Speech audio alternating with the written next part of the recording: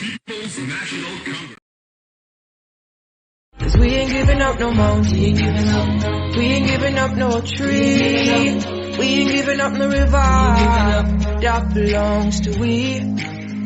Not one blue sake, not one rice bread, not one cry, not a bit of grass. We love the open country of the Rupununi and the Essequibo. Take time on night, though we may criticize it. This is our home, we love it, and we need to keep it. We have that right, so we ain't giving up no more. We ain't giving up no. Welcome to Facing the Nation for June 9, 2023. I'm so happy to be in your homes again. And you know, every time I start the show, I want to remind you, call up a friend, call up your neighbor, tell them Facing the Nation is on.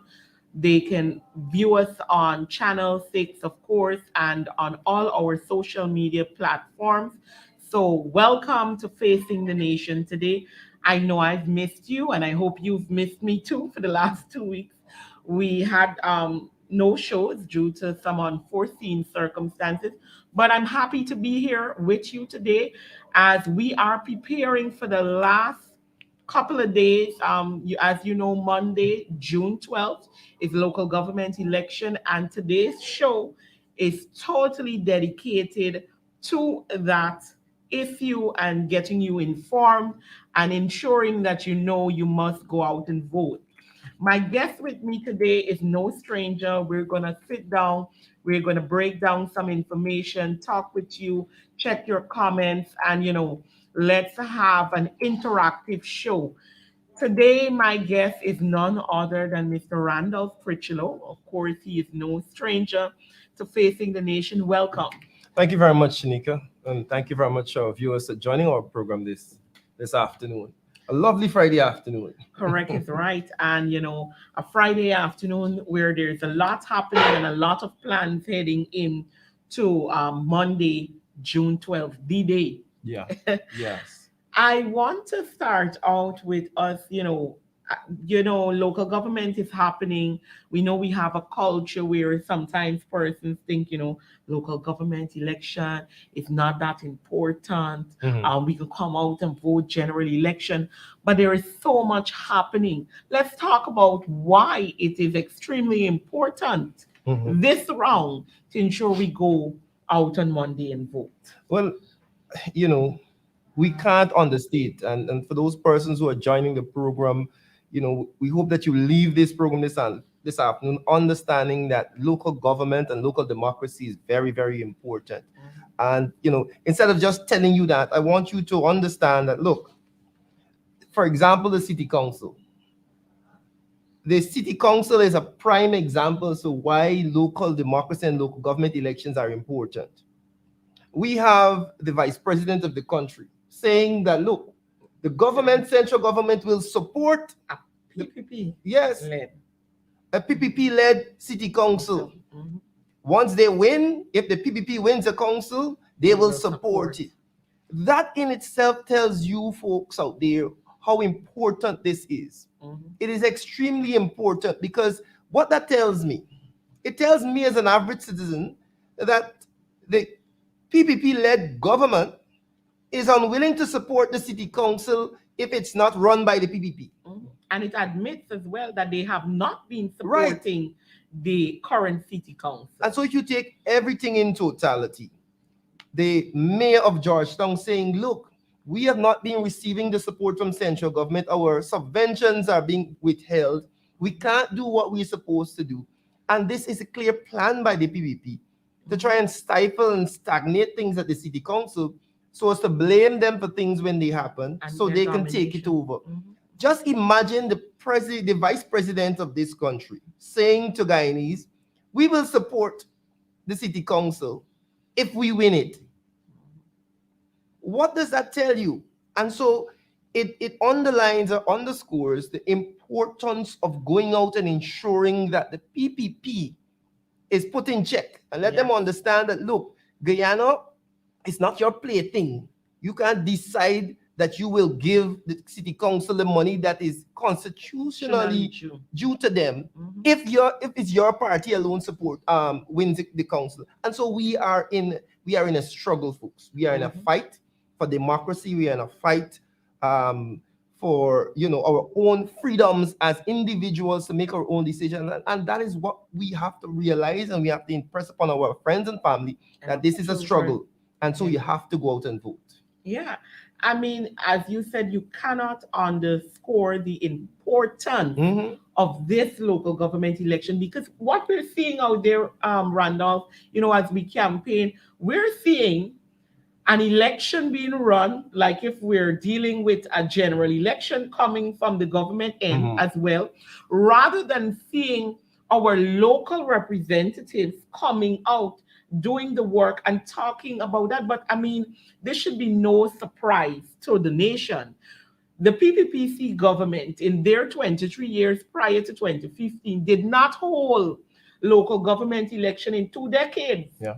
So we understand that they did not appreciate the system of having local setup and having them run smoothly. Yeah. But here we see them coming in now after we've already had 2 local government elections, and they're coming here now to push in to see if they can control all these NDCs, all these municipalities at this time. And folks need to understand that their plan is not to have local government to allow for that sort of autonomy and regional people doing their job and having that independence of the local authorities. No, they don't want that. They want to take control of it. And I will give you an example.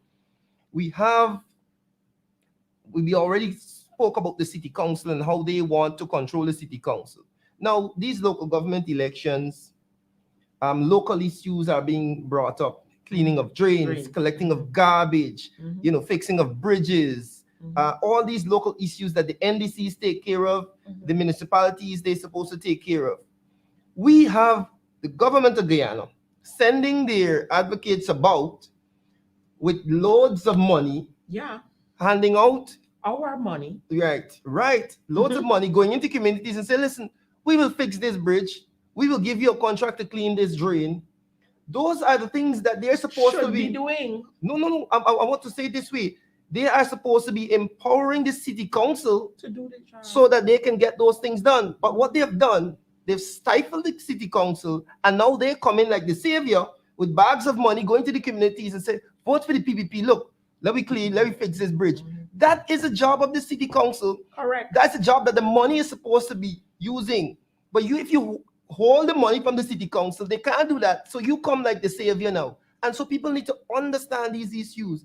They want to do that. What they're doing there, it will be expanded if they take over the city council, because the councils will just be sitting like figureheads while central government say, hey, do this, do that. And you at the community level have no say. You have no say.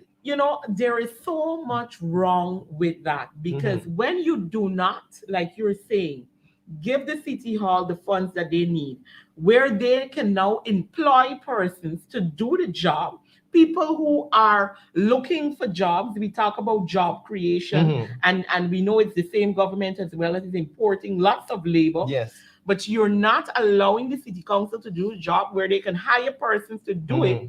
And then you come around. I call what you said just now the villain hero syndrome, because the villain, the people who are stifling the economy, the people who are ensuring that subventions aren't given, that their friends and family don't pay taxes, that are creating the drainage situation that we're seeing, the issue with garbage collection, the same villains, they put down their villain clothing when it's coming now to general election, and they put on a cape.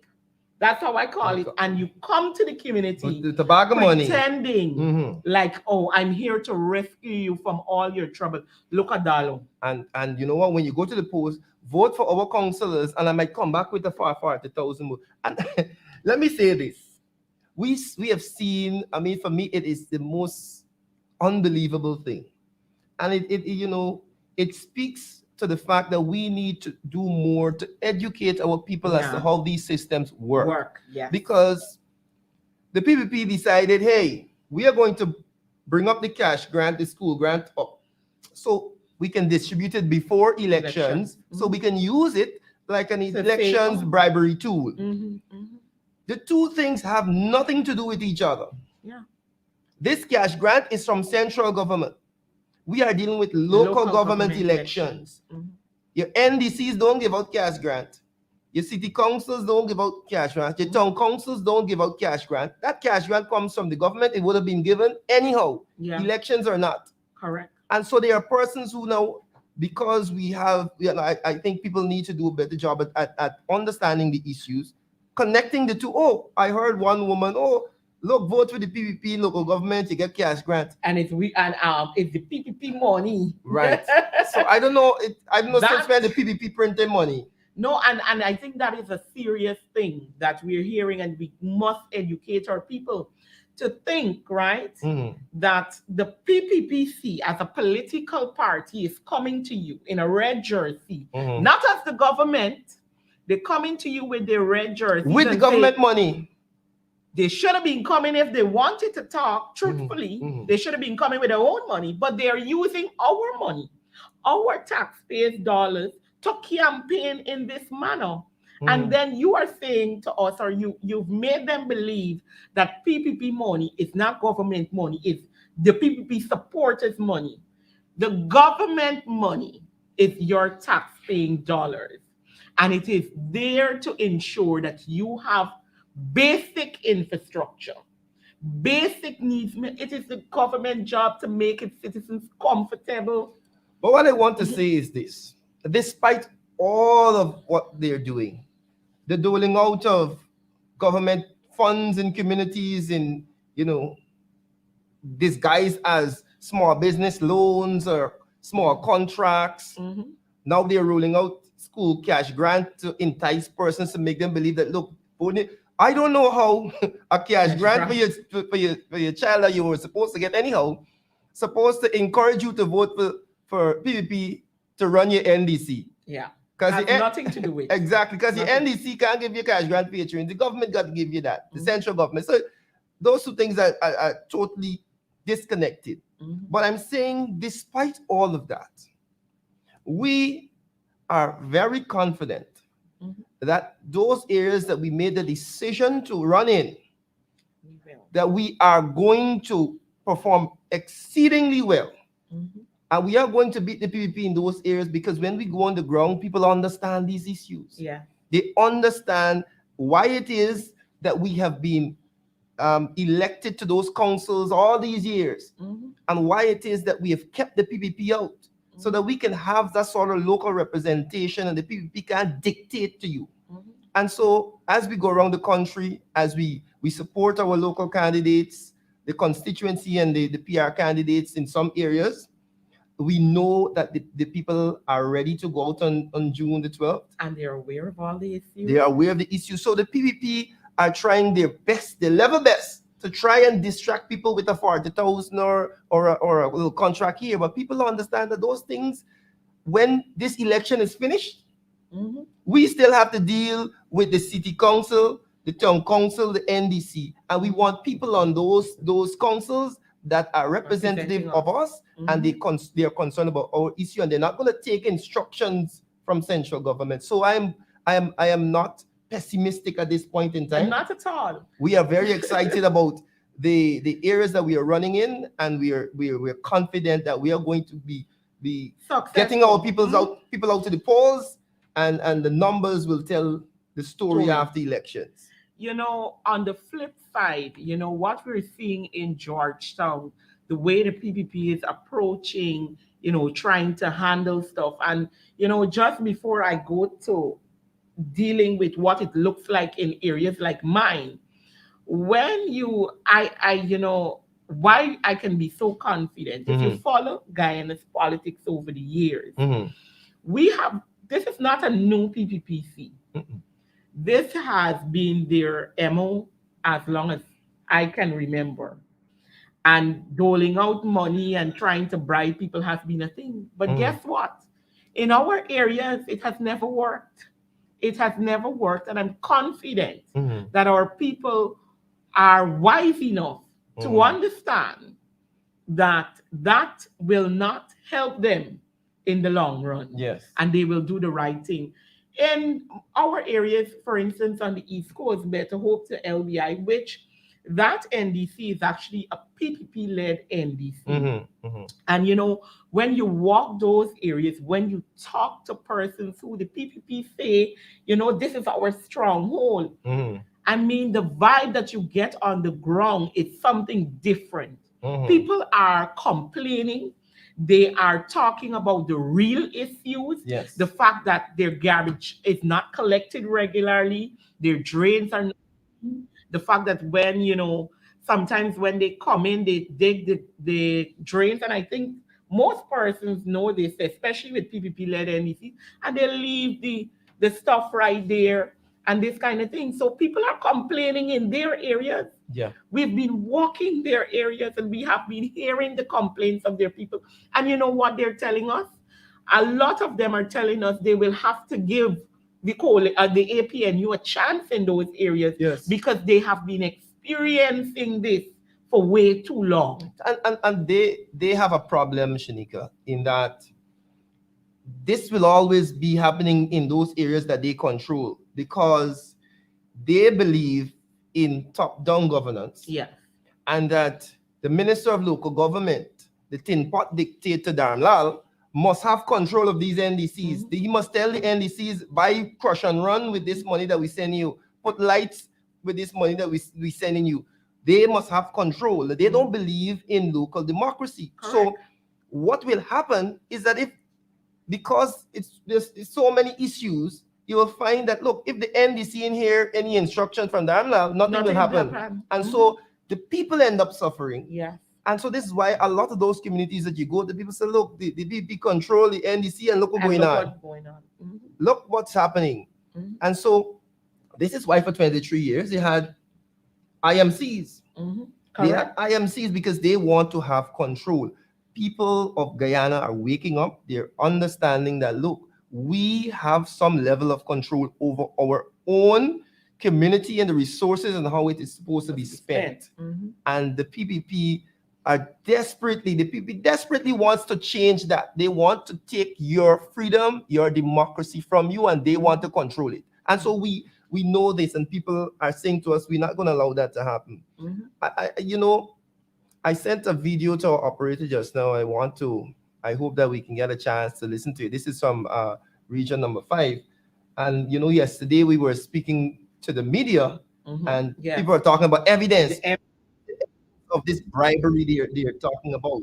And we know that the people have been going about with government money, which is, and they're trying to do it in a smarty way. Oh, we give you a contract. Vote with the PP when we get, and we'll talk about the whole cell phone thing, and later we see GCOM has come out and thanks to the pressure again by the opposition. Right, and we talk about the wins and what the opposition has been doing. And so we hope we can get that video to be played where is the young man available, operator? Yes, he's getting it. The young man is saying clearly, look, these people come and offer me money and tell me to vote for them. And this is repeated all around the country. All around the country. This is their plan, right? Go ahead. What I know, I mean, the PPP has been doing what they're doing, and we have been working towards ensuring that we can manage these elections. And, at the end of the day, what I'll say to viewers who are hearing, all these things are happening, what do you plan to do? We have to ensure that on Monday, we properly scrutinize what is happening in those areas, and that our supporters and the electorate go out in their numbers. I mean, Monday, so far as we know, it's not a holiday, but we know that workplaces cannot and should not stop you from going to exercise your franchise. And what is most important at this end is that every citizen goes out and exercise their franchise, they must go and vote. Yeah. And allow us to scrutinize and help us as well at the end to secure those ballot boxes so we don't have any issues coming down to the end and get this out. I think my operator is ready with the video. Let's take a look. And I was on a meeting a few hours ago with the evening as well, and I was listening to the meeting. It's my draft already half me and I was talking. I was telling you I'm listening to the meeting.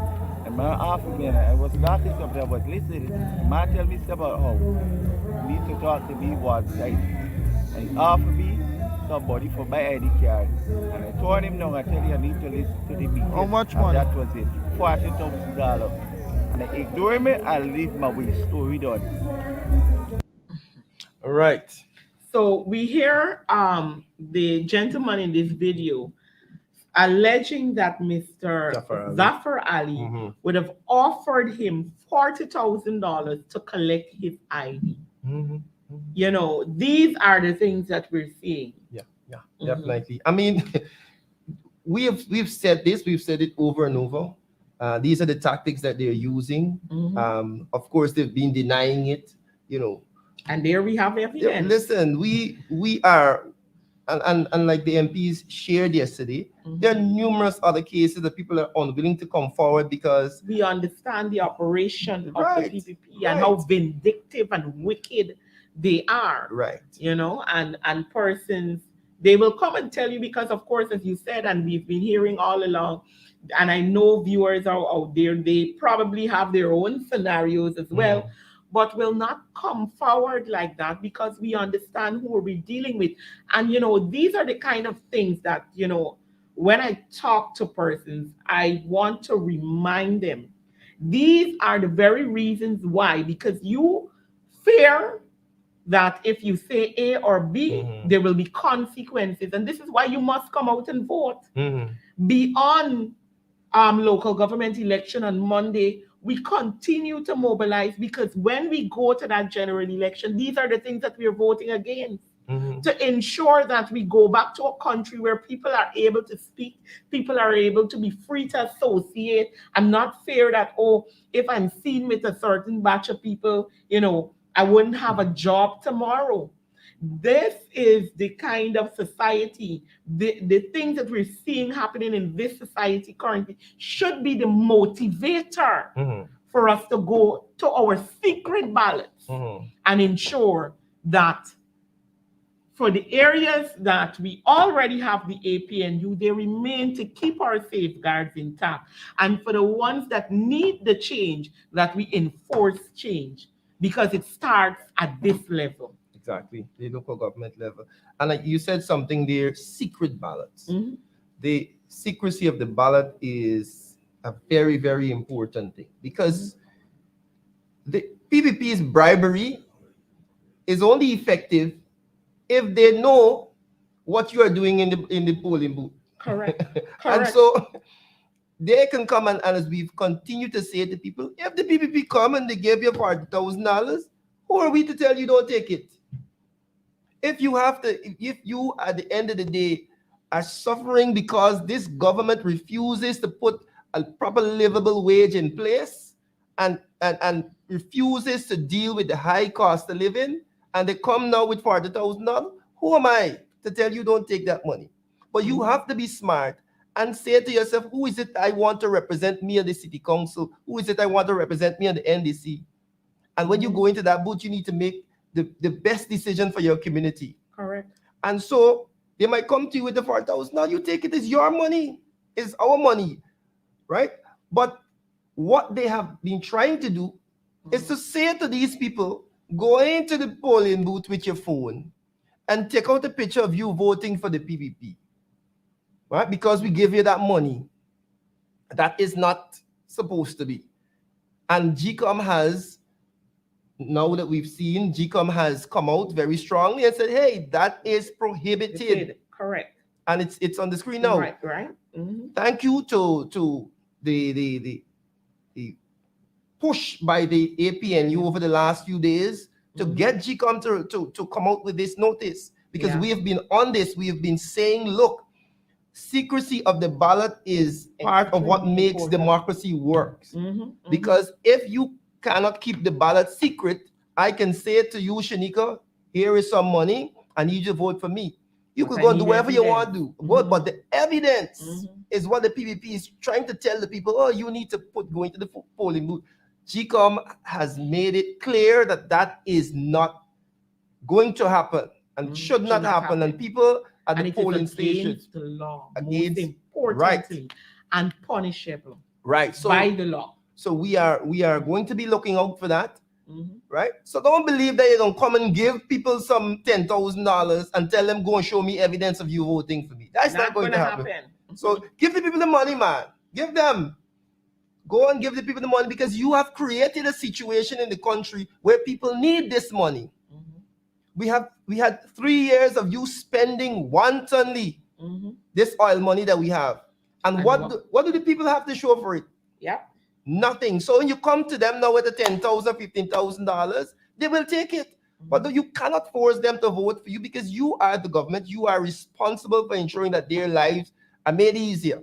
And you've done a poor job at that. So don't come and try and force people to vote for you now. People have the right to keep the ballot secret. I remember the leader speaking at some of the rallies, and we had the scenario where Jack Dio, went into Georgetown there on nomination day, and how the Georgetown should give the PPP a chance. And I mean, he made a point to show that in the Buxton Powell NDC, the last local government election, the PPP had won that council for the first time, I believe, by 1 seat. And what we saw happening at that council from 2018 to now is absolutely nothing happening in areas like Buxton. You saw the unbelievable, unabated discrimination of areas at that council level, because the PPP finally gained control. And one of the things that persons have to remember, with all the talks and all the other things happening, PPP controlling somewhere is only for one purpose. It's for them to control. It is for them to be able to advance their cause. And dictate. Their cause, the cause of their friends, their families, and cronies. We have to understand that we are in a much different position as a country, where we're seeing so many persons coming in the country, etc. And it is an opportunity that the PPP is using to sell our country out. And I mean, we have seen this in so many forms. We have even seen it to the extent we had that court case happening recently, where the PPP is as if I have my home and a court matter came. The judge ruled for me to have the outsider, anytime they damage my property, they have to pay to fix it. And the court said, yes, that is what has to happen.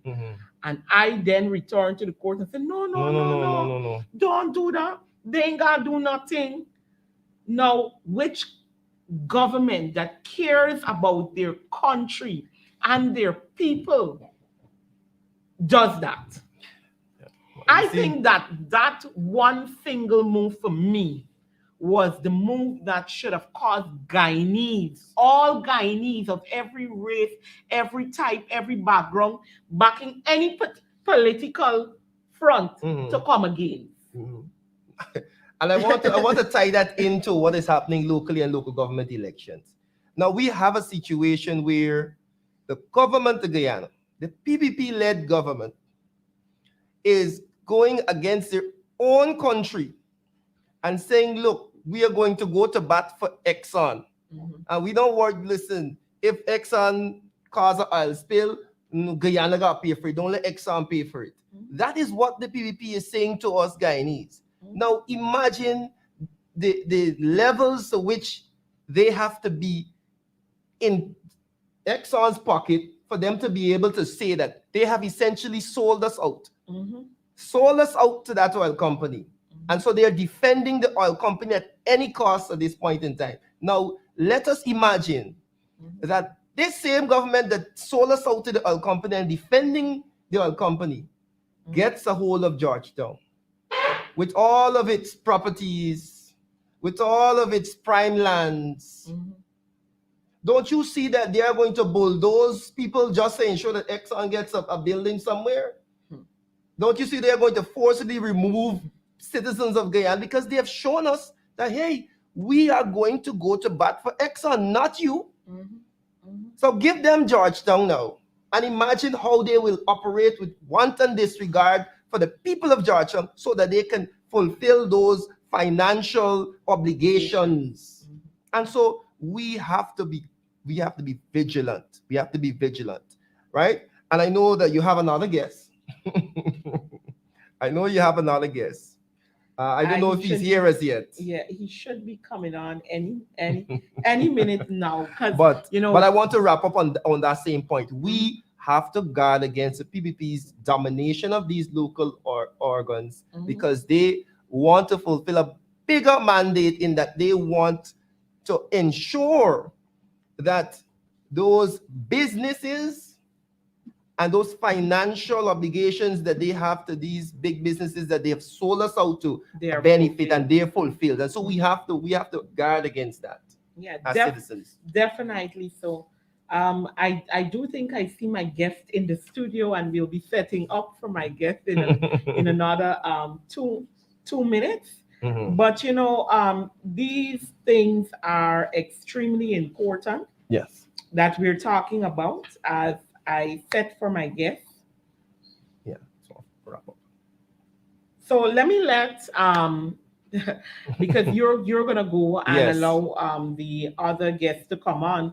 So on this issue, is there anything else important that you want to say to the people before we go? I started by saying, pointing out Jack Dio's comments about the government will support the council if the PPP takes control of it. And we should see that for what it is. They have decided they're not going to support any local organ that is not them, that is run by another party. And so this should tell you a lot about the government. I want to say, though, that should also encourage you as citizens to be more participatory and less subject. Be more participants and less subject in your local democracy. Learn about your candidates. I know you'll show some of the candidates to Georgetown just now. I will. Learn about them. Encourage persons to go out and vote. Understand the importance of local government elections. And on June 12th, go out solidly and vote for the APNU. I thank you for having me this afternoon. Yes, it was a privilege as usual to catch up with you on issues. All right, so we will continue this conversation with my next guest. Again, my next guest is no stranger to Facing the Nation, to the television, to politics, to nothing. He hasn't been on my show for a while, but I'm happy I'm able to get him in for a couple minutes with us. My guest at this time is none other than Mr. Christopher Jones, Member of Parliament, Chief Whip, the man with the voice, and a lot of things. Good afternoon. Good afternoon, Shanika. Good afternoon to your viewers. It's my privilege, of course, to have you here. We haven't caught up in a while, but, we're talking local government issues today. We are heading to elections Monday, June 12th. This is serious. This is business. Yeah. What are we seeing? Yeah, no, indeed, and rightfully so, as Randolph just pointed out, as many of the other APNU MPs and candidates throughout the length and breadth of the country have been pointing out. The People's Progressive Party Civic does nothing. They do absolutely nothing unless they stand to gain. The People's Progressive Party Civic does not engage in negotiations unless the People's Progressive Party Civic will win those negotiations. And having been involved in politics for a number of years, it is the very same People's Progressive Party Civic. They have not changed. A leopard never changes its spot. And the People's Progressive Party Civic, in all of its years of existence, has not changed. This Leninist approach of the PPP in terms of one party rule, one party dominate. And as Jagdeo said, I think it was yesterday or the day before, that he has no problem, or he and the People's Progressive Party Civic has absolutely no problem with one party rule. So if we all of the time wanted to know exactly what this one Guyana is about, we learned that from the horse's mouth, so to speak, it is about one party rule. Now, we over the years have been speaking about democracy being under threat. Yeah. And the fact that the People's Progressive Party Civic don't like any dissenting voice.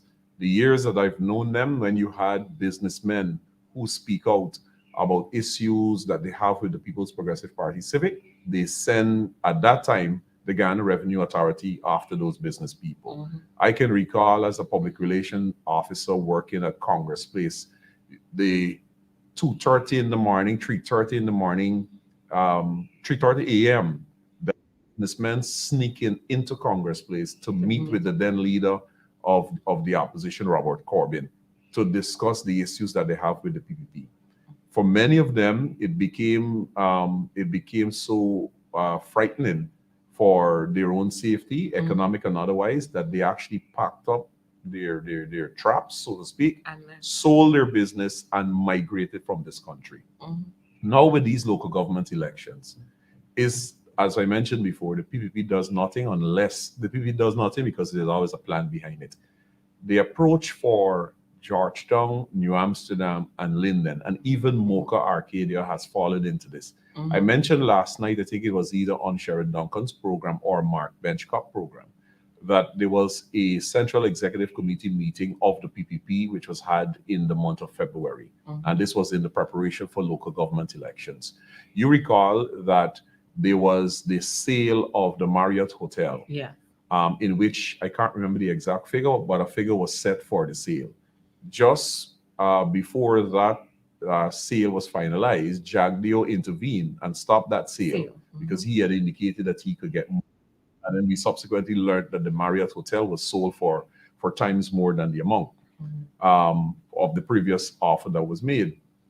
During that period when Jagdeo was engaging in those talks, there are those businessmen, not only locally but abroad, who have their eyes on sections or parts of Georgetown.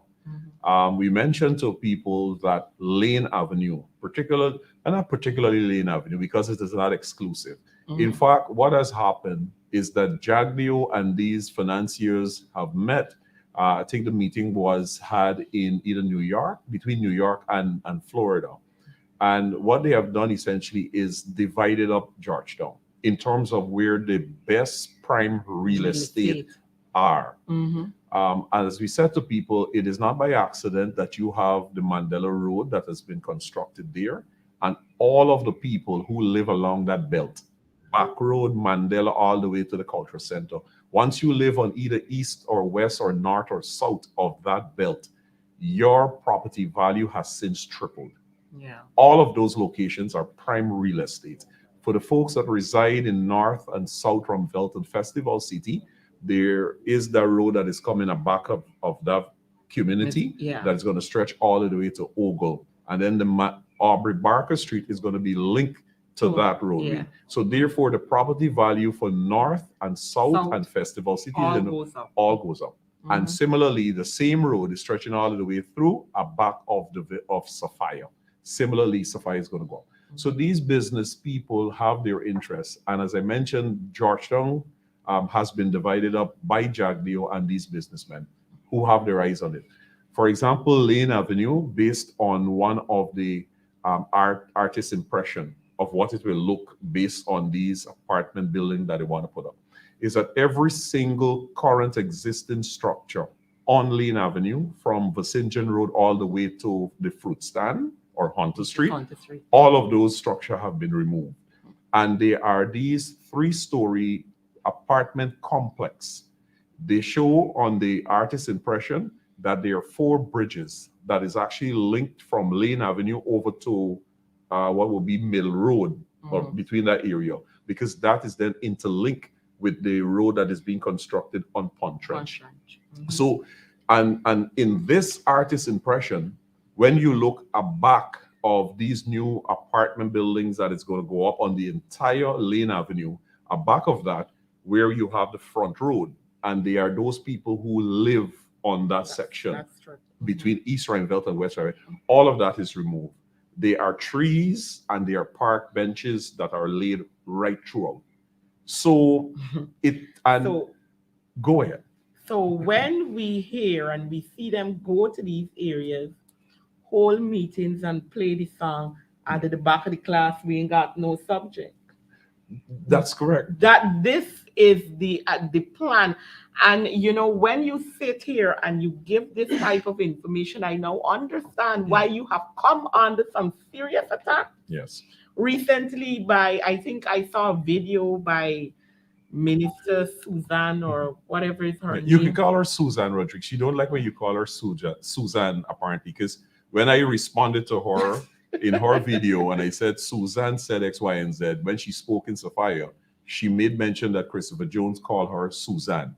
I don't know. Wasn't that her name? Well, I will have to ask her to present to me her birth certificate so I can see if before Suzanne there's honorable. So that is when they get so pompous in the portfolio that they have.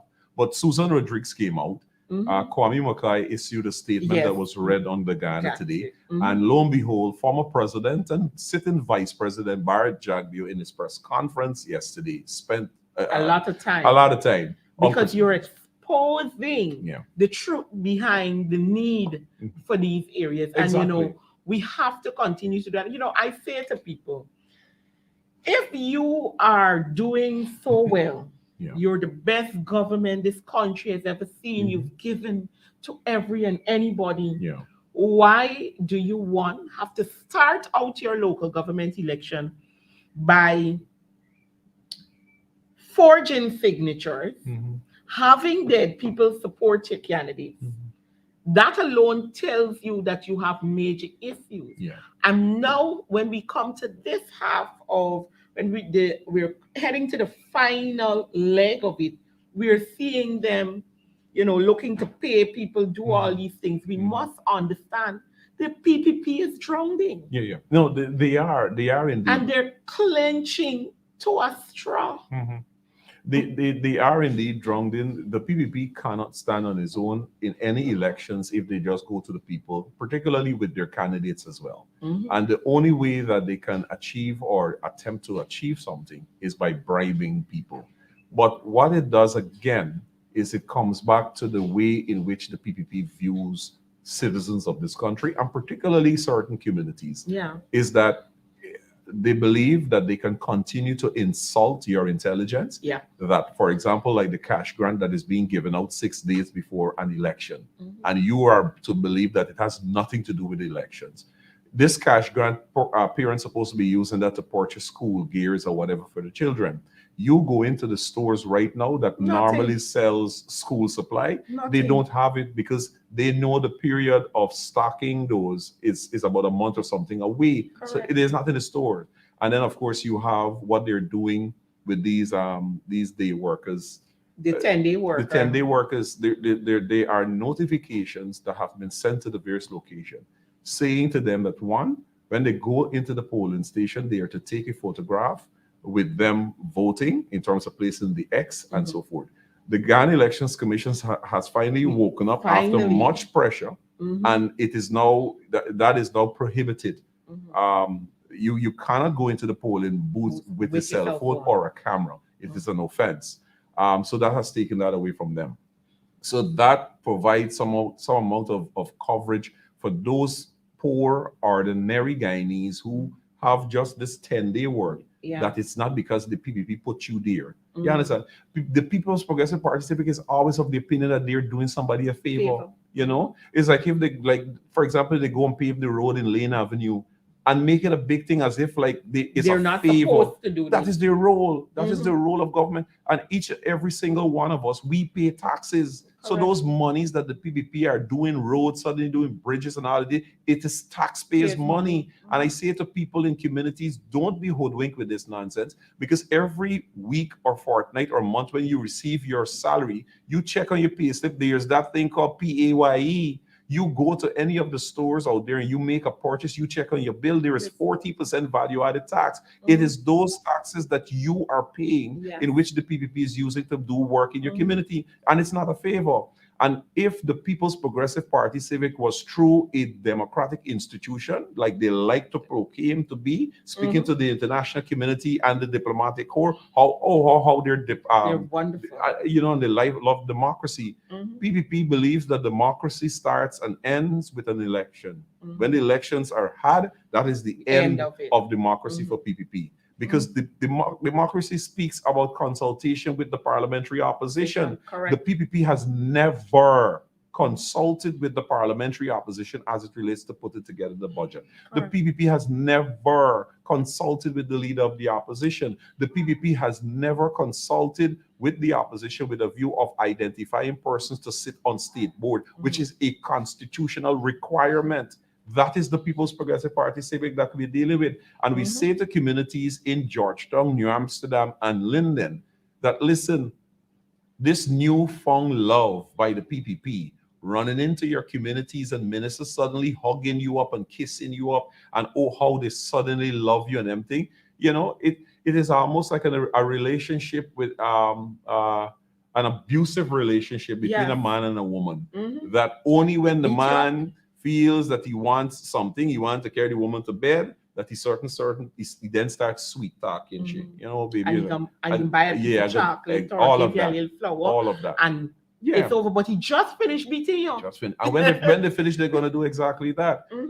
We spoke about the I refer to them as minions. Mhm. Those youngsters are people in those communities across Georgetown, New Amsterdam, and Linden Mhm. who found themselves comfortable to put on a T-shirt to go into communities and try to persuade people to vote for the PPP. Mhm. And I remind people of the days of slavery. Some people find it to be offensive, but it is history. Mhm. And as it's noted, those who forget their history, they are bound to make the same mistake again. Mhm. In the period of Right. slavery, you read all of the history books or you see all of the documentaries on slavery.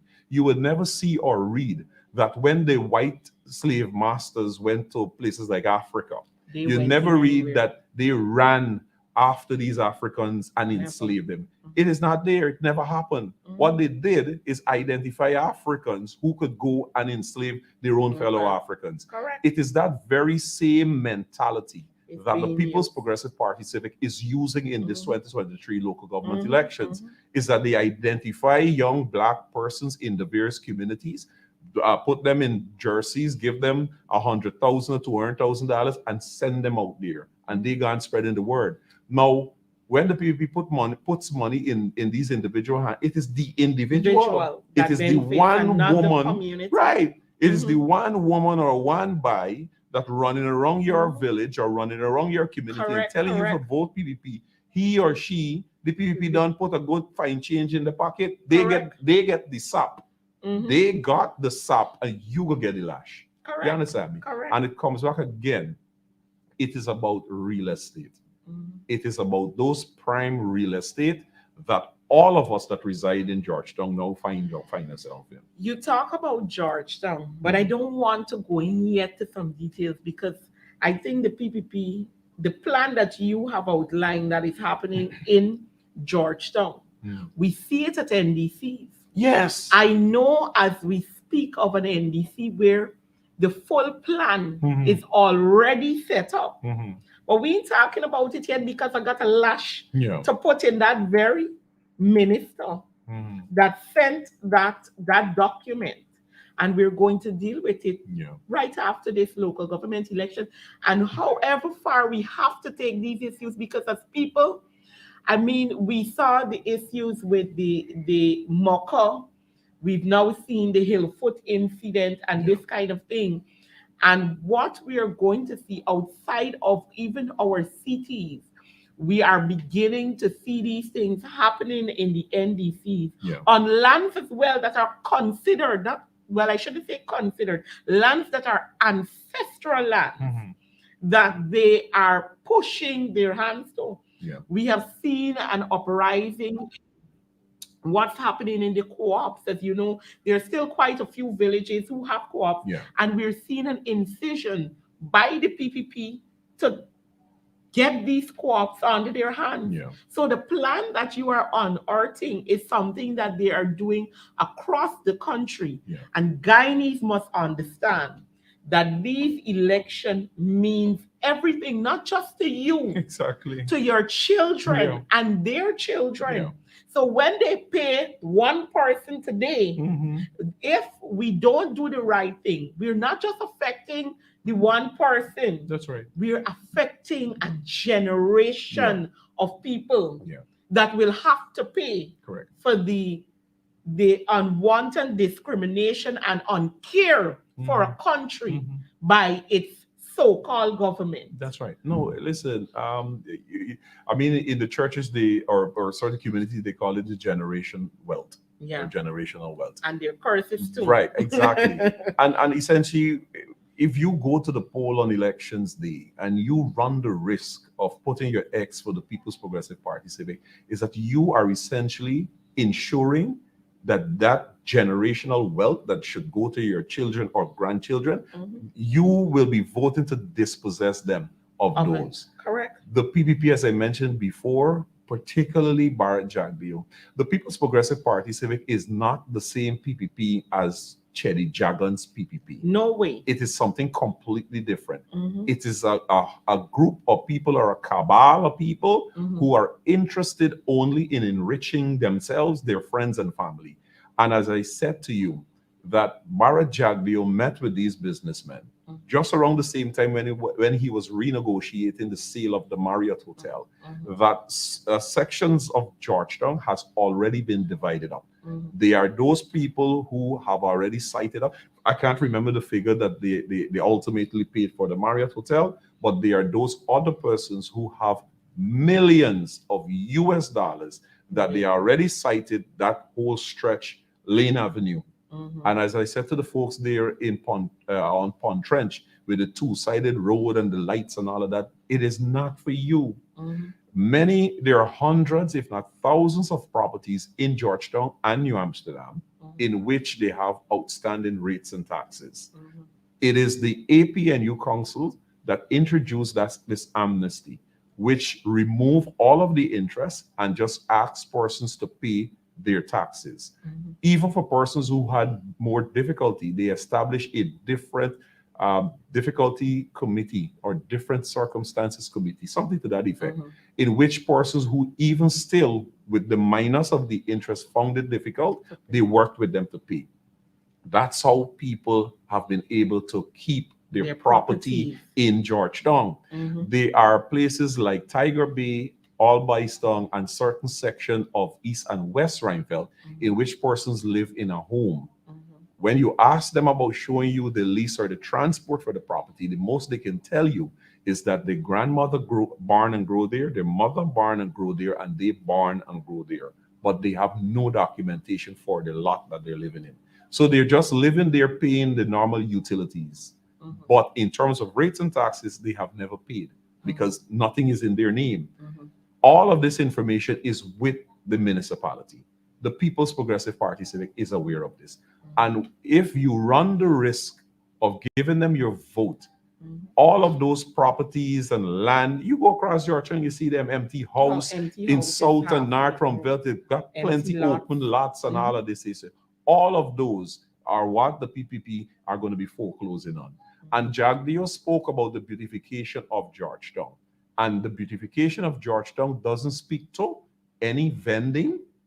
at any part. If you go into the Ministry of Housing or ever went into the Ministry of Housing, there is a replica of the Stabroek Market. Immediately when you go in the Ministry of Housing, it is on your right hand side of the Yes. door. Uh-huh. There is a replica of the Stabroek Market. And if you look at the replica, it minus any vending in front of the entire Stabroek Market Square. There isn't even any bus park or taxi park there. And that is part of the beautification. That model has been sitting there since Irfan Ali was Minister of Housing. Now Irfan Ali is president. He wants to see that plan that he has there, that replica that sits in the Ministry of Housing. He wants to see that come to a realization. That is one. Two, squatting. And those specifically, those persons in Container City, those persons along the East Rhymeveld and West Rhymeveld Front Road, those persons in my area, Tocqueville, the strip from Mandela Avenue in Tocqueville all the way up to Guy Hawk Park, all of those persons that reside on those strips, both sides, there are also some that are on the Meadowbrook side, because there's a trench that separates Meadowbrook from Tocqueville. Both sides, you have persons who are squatting there. The PPP's beautification plan, as articulated by Barrett Jaglio, does not include them. And as we said before, it is, Jaglio is saying it's fear mongering. You have seen the PPP demonstrated what they do with people that they want to remove from lands. You saw it happen in the village of Mocha, in which you had bulldozers, you had armed policemen, and they destroyed the livelihoods of those people. And you had those persons who had livestock, and they buried them alive, essentially dispossessing those people there economically. Because there was a young man who had 70-something pigs and piglets and all of that. They buried some, resulting in the young man had to sell these pigs and piglets off for next to nothing. So he's no longer with piglets. So this young man who had a thriving business and was taking care of his family, all of that is gone. So he's now, I can't remember the place that he's working. He's now just a worker. You had Chevron too. Somebody had never worked necessarily in an office, having our own business. There you go. And we saw the vengeance and the, I call it a possession, you know, that we saw, because they broke her property down where this young lady was, you know, doing wholesale retail. She had to take those drinks. She has to pay for them based on how they sell. These people did not permit them to take these things out. In fact, the machine decided that it will break it, smash it, as if, you know, I don't care about these people. They're nobody. Correct. They're nobody's children. So you saw that demonstration by the PPP. What makes the people on the East and West Rhymeveld, Tocqueville to Guy Hawk Park and Meadowbrook Gardens that are squatting on both sides of the land are of the opinion that in the PPP's beautification of Georgetown, it doesn't include removing them. I said to you that there is the plan that I have seen, which speaks about the apartment buildings, 3 and 4 stories apartment buildings, stretching along that very strip of road from, was it Cemetery Road, all the way to the fruit stand at Hunter Street. All of those structures have been removed and the apartment buildings run. There are about 4 or 5 bridges from Lane Avenue going over into Bystown area, which will interconnect with that same Pond Trench Road that's built. All of the houses of people who squat in there, they are now trees and park benches. That is the reality. It does not include people there. Who are there. So when you go and vote on Monday the 12th, as we said to the folks before, you can take the animal to the water, but you cannot make it drink. We provided you with the information. At the end of the day, it is up to you. It is up to you. You know, we are basically already out of time, but I am so happy I had you. You were able to share that level of information with our viewers, and I will let you say any other thing that you want to say before we close? Right. So in closing, I share the information that we have as it relates to Georgetown. Sure. But as I mentioned, it is not exclusive to Georgetown. There are those NDCs that you mentioned, as well as New Amsterdam and Linden, particularly for Linden. And yesterday at the press conference, no less of a person than Jagdio confirmed what we've been saying, that Shorebase is now setting up operation there in New Amsterdam. And similar like Georgetown, the property value in New Amsterdam has also skyrocketed. The PPP financiers have recognized this as well, and they too are moving through that municipality to acquire those properties. In Linden, all of us just saw and read Irfan Ali returned from Brazil, where he met with the Brazilian president with a view of having that road built from Brazil. That road has to pass through a mining town called Linden. And therefore, again, all of the properties and in Linden, the price have skyrocketed. The financiers have recognized this and they're moving there as well. It is not by accident. The People's Progressive Party Civic, in all of the years that I've known them, September of this year will be 26 years since I've been actively involved in the PNC. And all that I've known of the PPP, they do nothing unless they have a plan. To take. So viewers, as we were talking, I know that you're seeing, particularly for the Georgetown area, we're flashing the candidates for those areas. I urge you to go out and find out where you're voting, ensure that you know which polling station you have to go to, ensure if you're working on that day, you take the time out to go and get your ballots cast. This is not anything light. We must put the PPP to their place in this very, very local government election. It starts with you. As the electorate, you have the opportunity to choose who must be there. I know at this time, if you don't know as yet who your candidate is, I urge you, when you get into that box, you look for the palm of your hand with the symbols in it and ensure that you place your X there. I know in some communities, you will not see the symbol at the top and at the bottom, but wherever you see the symbol, you ensure that you place your X. This is important. Ensure every family member does it. June 12th, we must show the PPP that we are big, we have sense, and we will do the right thing. Viewers, do have a wonderful afternoon and ensure June 12th, vote APNU.